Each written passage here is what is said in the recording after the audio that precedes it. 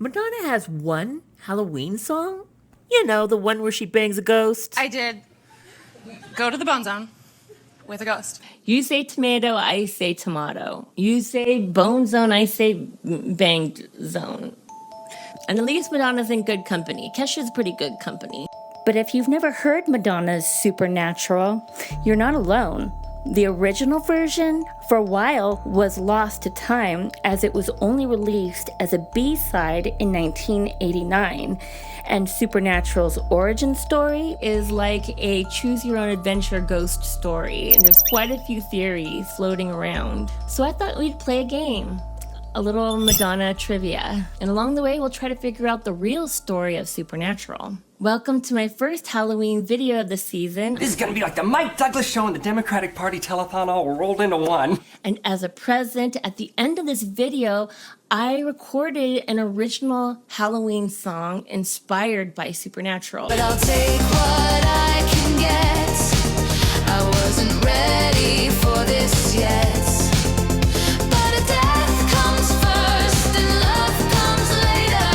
It'll be at the end of the video in case you don't want to see it. I actually just started Patreon and you can download it there too. Link will be in the description.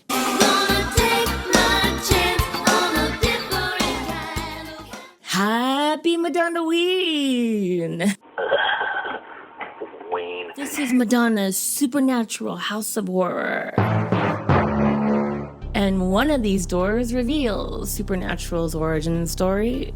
Door number 1 is that it is a leftover from the True Blue era. The music is bright and poppy, just like that era. Door number 2 is that it was an outtake from the Like a Prayer era. A lot of people have noted that the vocals are a lot thicker and more throaty, like a Prayer's vocals. Door number 3's theory, I mean, it definitely was a cherished B-side, but this theory is that it was strictly recorded as the cherished B-side because it was released around Halloween.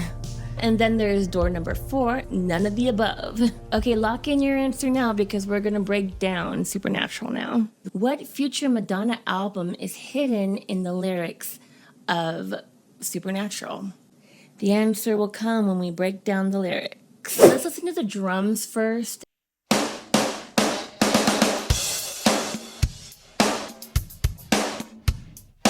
Yeah, see that snare drum's really beefy. I think this is the kind of drum track that Taylor Swift is trying to get with 1989. The late 80s drums. The drums even have a similarity to Open Your Heart. I think this is very much the kind of drum that Taylor Swift was trying to get when she was making 1989. Apparently she really liked that kind of late 80s drums with a really thick, meaty snare. Are you saying you killed Jimbo, processed his carcass, and served him for lunch? I think maybe the bass is my favorite part of the song. It's a live bass and it's playing quite high notes, which is pretty rare in a pop song. Okay, now let's put in the bass.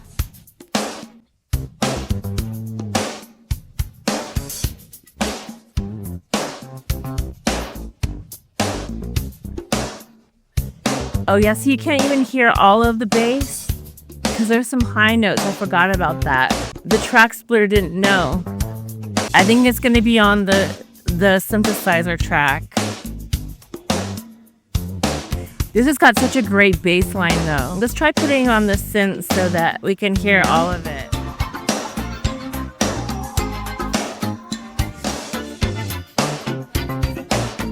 Yeah, you see all those high notes now?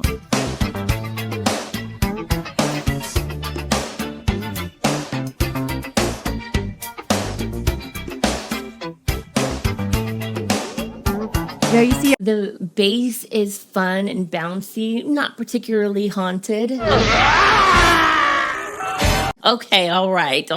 Let's not get crazy now. I think Supernatural was probably inspired by Ben E. King's Supernatural Thing from 1974.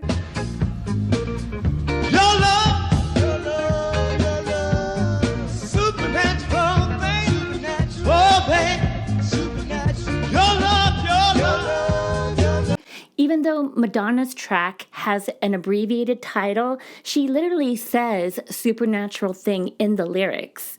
And we'll get to those lyrics later because there's some juicy things in these lyrics.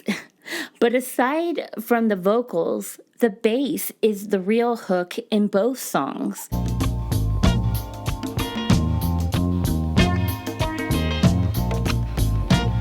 Same funky syncopation, in my opinion. Madonna was deep into funk and soul at the time. Just listen to Express Yourself or Keep It Together, both inspired by 70s songs.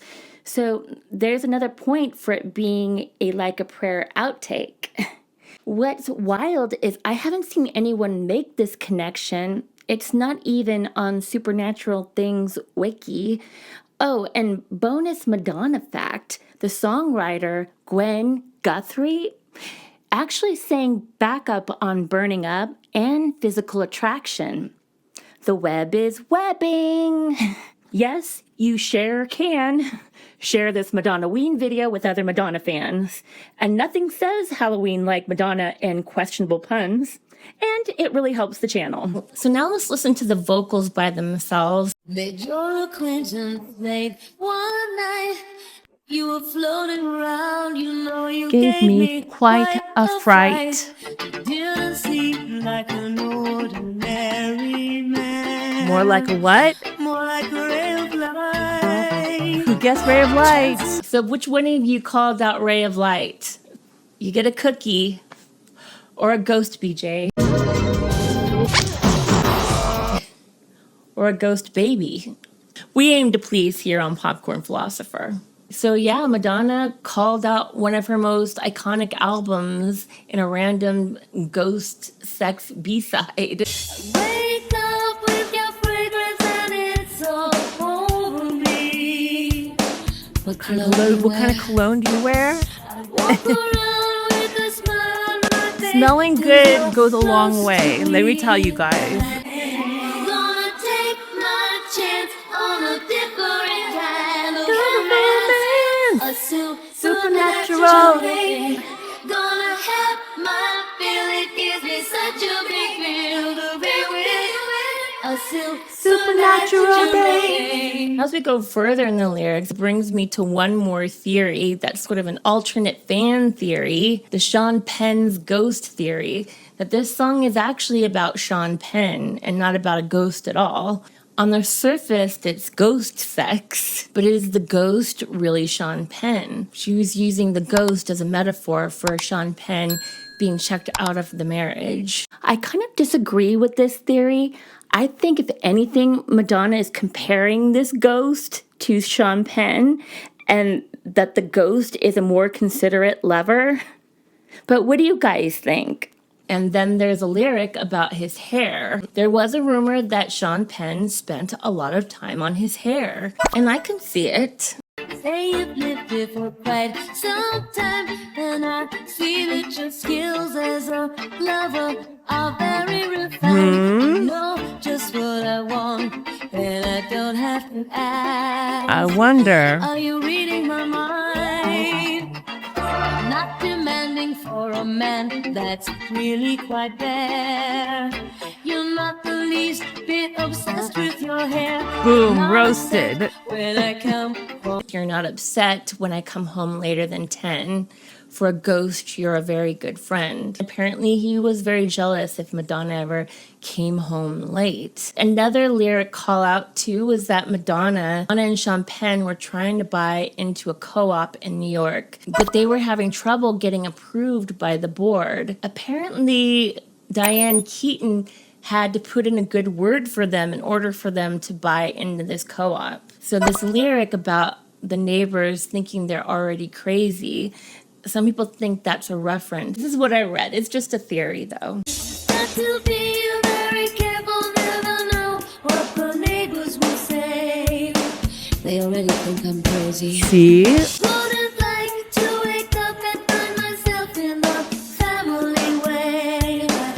A ghost baby? Some of my favorite lyrics are when she calls him a little rascal, or when she says, I wouldn't want to wake up and find myself in the family way, a ghost baby. What do you call a ghost contraceptive? Let us know in the comments. So now we have one more trivia question. Which Madonna record was released on Halloween? The answer, it's Like a Virgin. It was released on October 31st, 1984. And now our first trivia question. The definitive story of Supernatural. Was it door number 1? It's Gothic Madonna. She doesn't do it very often, but Madonna really is serving in a gothic look. Like in the Frozen video. Okay, no, that's definitely not it. Was it door number 2? It's the fart poem. A fart is a chemical substance. It comes from a place called bum. It penetrates through the trousers and lands at the musical hum. That's funny, Madonna, but no, that's not it either. Is it door number 3? It's Shady Madonna. It feels reductive. Is that good? Look it up. Okay, only Madonna can get away with that one. But no, that's not it either. It's door number 4. If you guessed door number 4, ding, ding, ding, ding, ding. Yes, it's none of the above and all of the above. Madonna and Patrick Leonard started it during the True Blue era, but never finished it. They began to finish it during the Like a Prayer album, but didn't truly finish it until the Cherish single. Since Cherish was going to be released around Halloween, they added all those Halloween sounds. There were 3 versions of this song. There was the Cherish mix, there's the Red Hot and Dance version. This was put on the Red Hot and Dance benefit album, which was a benefit for HIV/AIDS. Here's a letter I thought was really interesting. It talks about how Madonna wanted to put this on the Red Hot and Dance album, but it just shows you that as big a superstar as Madonna was, she still was beholden to the record company because she was only allowed to give a single to a charity once every 18 months. Although, do you think they would deny Madonna? I doubt it.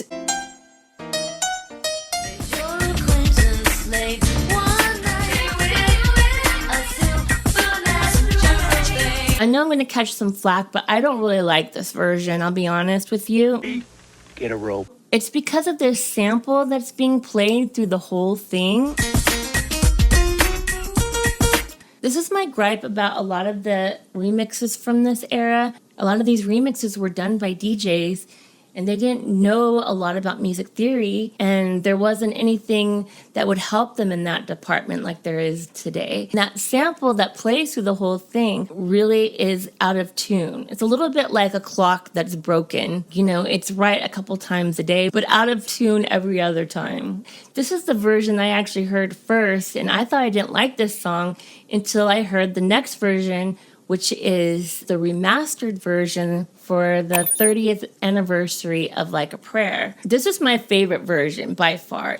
Sometimes remastered editions, it's very hit and miss. It just sounds really great. But what do you guys think of the Like a Prayer anniversary edition? It's kind of weird in my opinion. Why are some of the tracks extended versions, but other tracks are the regular version? That was my only gripe about it. Usually you have all the original versions, and then maybe you might have the extended versions and the remixes and all that. But this one kind of mixes them all up. But I do really love these mixes, though. I think whoever remixed and remastered them did a really good job, especially on songs like Pray for Spanish Eyes and Till Death Do Us Part. There are a lot of things I hear in these mixes that I didn't even realize were there because it's just a lot clearer. I have a deeper dive of Like a Prayer coming out, so if you don't want to miss that, don't forget to subscribe.